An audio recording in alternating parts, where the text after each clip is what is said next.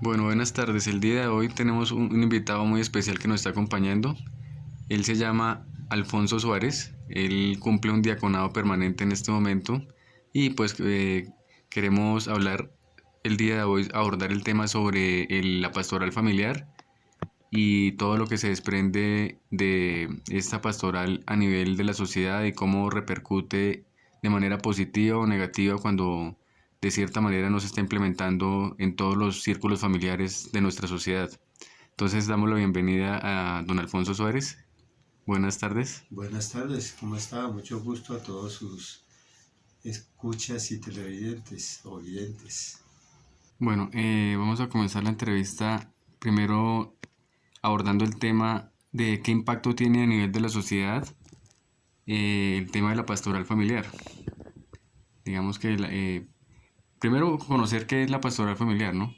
Y respecto a esta pregunta, pues también abordar el tema del impacto que tiene sobre la sociedad esta pastoral familiar.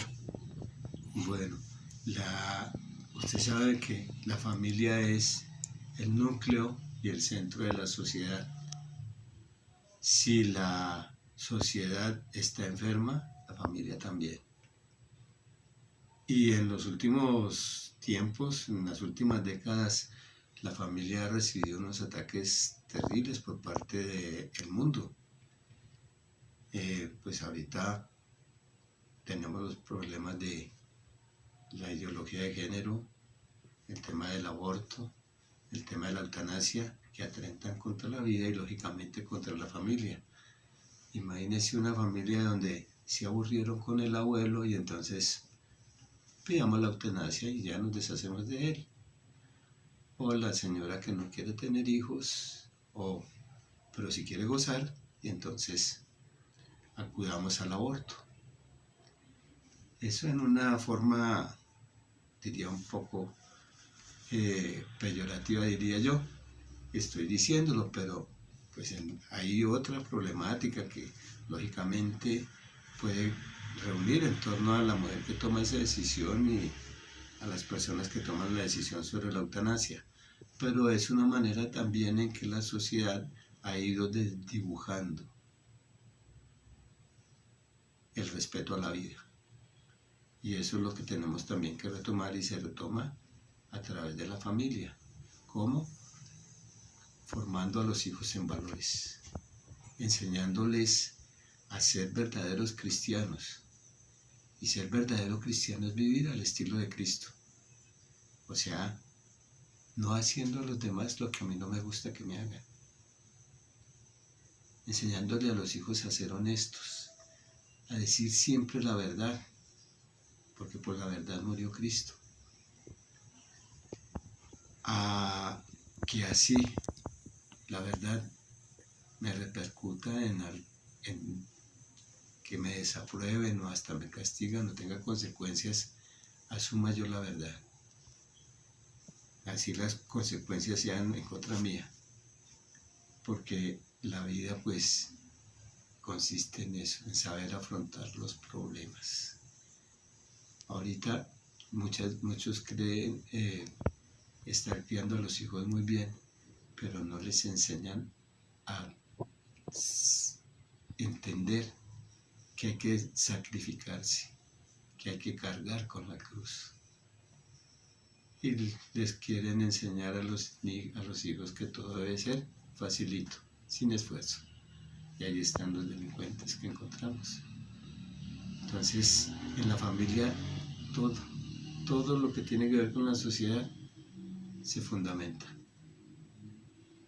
Por eso la pastoral familiar se preocupa porque tengamos familias sanas, familias unidas, familias donde el amor y Cristo Jesús sean el centro de la vida.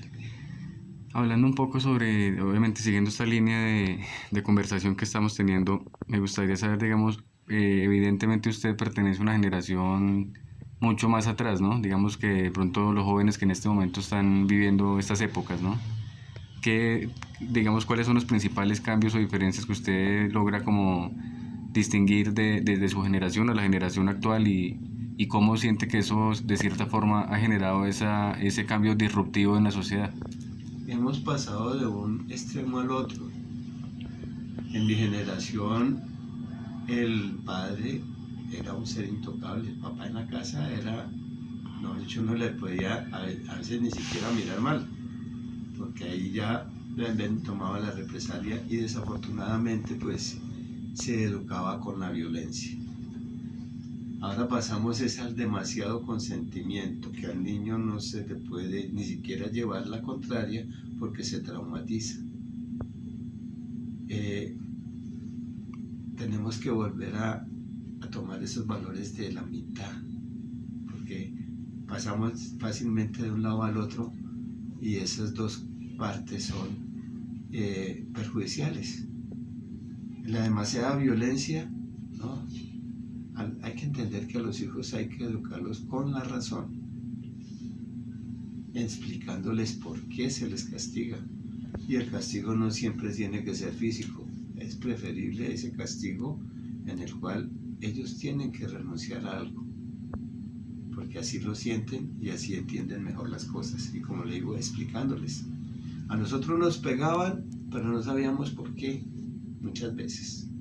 Entonces uno decía, no, vea, me pegaron por esto, y resulta que había hecho algo más grave y no me pegaron. Entonces fue por no haber hecho algo más grave que me pegaron, porque no había esa explicación. Ahora pues como no los castigan, pues imagínense, desafortunadamente esta generación, como dicen por ahí, de cristal. ¿Por qué de cristal? Porque miren ustedes, los niños ahora ya no hacen deporte, se la pasan a nosotros nos compraban triciclos y los teníamos que impulsar con los pies. Ahora les compran unos carritos que ellos apenas mueven un botón y ya listo, apenas mueven los brazos. ¿Dónde desarrollan los otros músculos? Empezando por ahí. Respecto a la autoridad se gana más que todo con el ejemplo. Si yo le digo a mi hijo, no haga esto, por decir algo, no diga mentiras, pero me veía a mí diciendo mentiras, que llegó el vecino a cobrar la cuota y resulta que es que la plata me la gasté ayer porque me fui a beberme unos tragos y entonces se me fue la mano y ahorita no tengo la plata para pagarle el arriendo. Entonces le digo un poco de mentiras y el niño lo está viendo. Y entonces dice, ¿cómo que no diga mentiras? Lo que tengo es que aprender a decirlas, dice el chino. Vea, mi papá está diciendo mentiras y ya como convenció. Entonces, es un primer paso, el ejemplo. Y en segundo lugar, promete a un muchacho un castigo, debe cumplírselo. Y que vean que hay esa seriedad. Porque si yo le digo al pelado, te prometo que si ganas el año te doy esto, o te prometo que si haces esta cosa mal, te castigo de esta manera, pero a la hora de la verdad no lo hago, entonces no, yo sigo así tranquilo, fresco, ¿sí? Y la otra cuestión es que a los muchachos ahora en el colegio lo primero que les enseñan son sus derechos. Yo tengo derecho a esto, tengo derecho a lo otro, pero nunca le nombramos los deberes para cumplir, para que le cumplan esos derechos. Tenemos que empezar a retomar la educación en ese aspecto. Formar primero en deberes y luego en derechos. Que cada deber da su derecho, pero que tengo que primero que cumplir ese deber. Ahí los muchachos consentidos, los papás que consienten demasiado a los muchachos, ya saben ustedes qué pasa. Son los futuros delincuentes. Los papás que lo reprimen demasiado también es malo. Entonces ese término educativo de formación que nos lleva a todos a ir construyendo día a día esa paz que se consigue solamente con Cristo. Y lógicamente tiene que ir acompañada de la lectura diaria de la palabra y de no solamente leerla, sino buscar entenderla.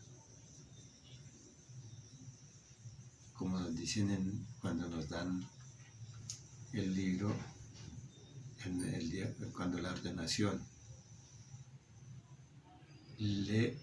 crees lo que lees, o sea, creer en lo que está la palabra de Dios.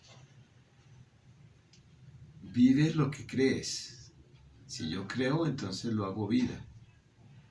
Y predica lo que vives. Eso que yo hago vida, se lo puedo predicar a los demás. Y así como lo dice el obispo a los sacerdotes y a nosotros los diáconos, también debía decirle a los papás y a las mamás, para que ellos también, y todo laico, debe de entender eso, creer en la palabra de Dios, vivir lo que lee, en lo que cree, y predicar, es decir, si tú estás viviendo, pues estás predicando la palabra de Dios, estás predicando eso.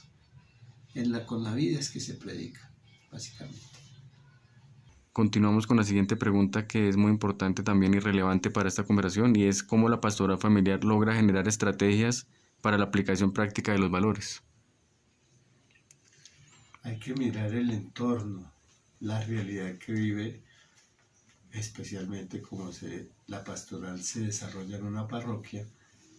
En torno a la parroquia, cuáles son las necesidades, aunque el mundo en general nos presenta una situación, un panorama similar.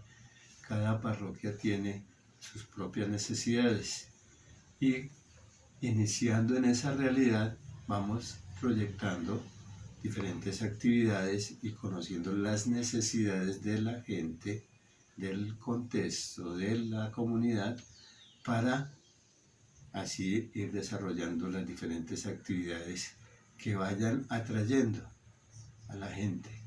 La pastoral familiar no es solamente un grupo de 4 o 5 parejas que dirigen las actividades, no. La pastoral familiar es todas las familias que viven en la comunidad parroquial. Esa es la pastoral familiar. Todas las familias de la comunidad. Y entonces a ellos tenemos que llegar. Pues hay que implementar, pues, de pronto entrevistas, observaciones, mirar cómo llega la familia, cómo viven la Eucaristía. A través de los niños, por ejemplo, va uno conociendo a los padres.